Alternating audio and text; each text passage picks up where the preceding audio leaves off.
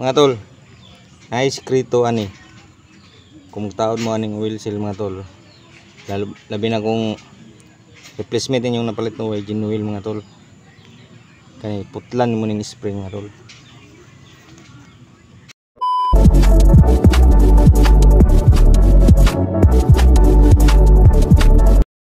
So mga tol, mayang adlaw no. So magkambyo ta karon og oil seal sa engine sprocket mga tol o sa counter shaft.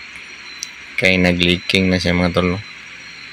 So lisod dong magsige siya agas yang asiti kay basig ma-short ang asiti sa makina mga tol. So muna hinungdan nga madami ang mga gear sa atong makina no. Connecting rod ug kanang mga pisa sa sulod kay ma-short na yang asiti. So before na to kambyohan mga tol, tanggalan na to ning engine sprocket niya mga tol.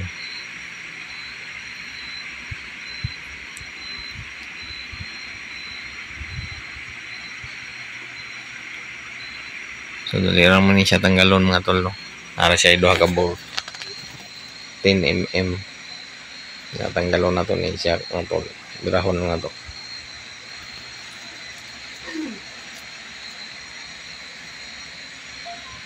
Tanggal na.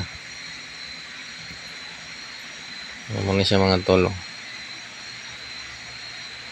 Gawas na yung asiti mga tol. So magdagan ka mga tol. Mapusog po ng agas anin niya no.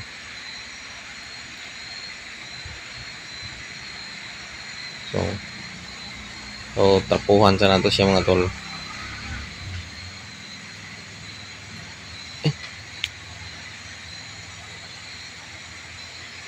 So naon ni siya pagtanggal sa oil seal nga daan mga tol. Kuligwaton lang nato patch screw no.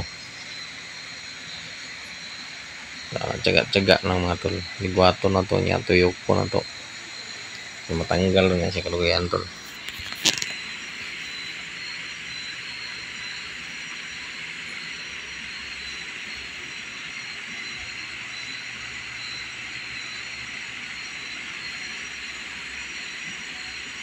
Ayun, lagput na. So tanggalan na to ang daan mga tol.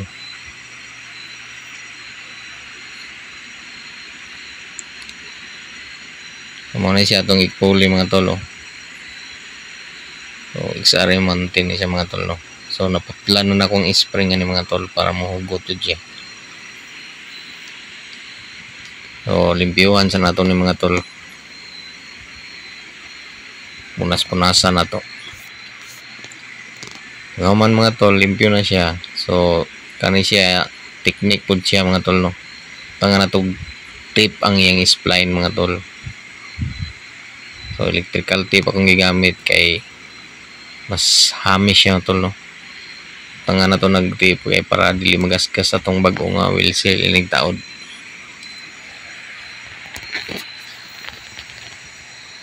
Manabutangan ng mga tol, tangan po natin ni siya city para smooth siya mga tol. Yan. So tangan po nato tong dito sa gibutangan to electrical tape, tangan po nato city mga tol. So pwede natin itaod no. Tuyokon lang nato siya mga tol. Tuyokon. So dali ra ni siya itaod mga tol kay na naman siya city. Sulod na. Tulak lang nato mga tol sulod.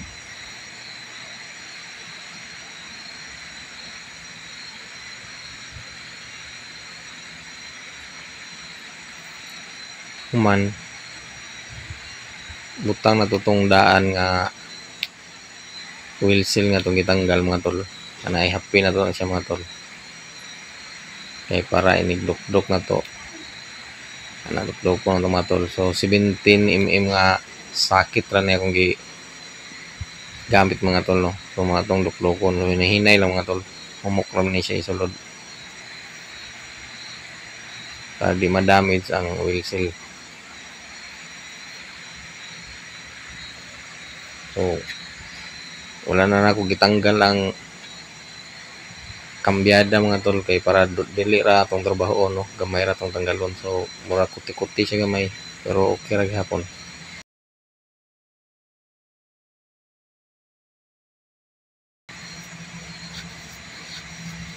So kung di siya pantay mga tol, pantay lang na to, no. Tukon lang na to clutch screw gamay ang sa asa tong hindi pa dili pa pantay.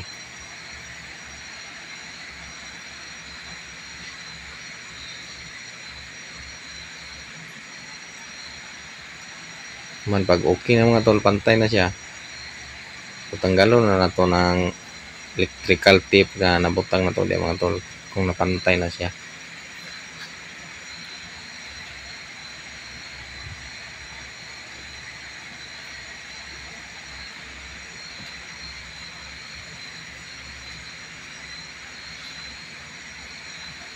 So okay na tol. Kumiyaw na nato oil seal, no. So ana siya mga tol. So pwede na nato ibalik ang engine sprocket at og kadena na to ani tol. So dire na taman tol. So ana uno pagkambyo og oil seal sa atong counter shaft tol.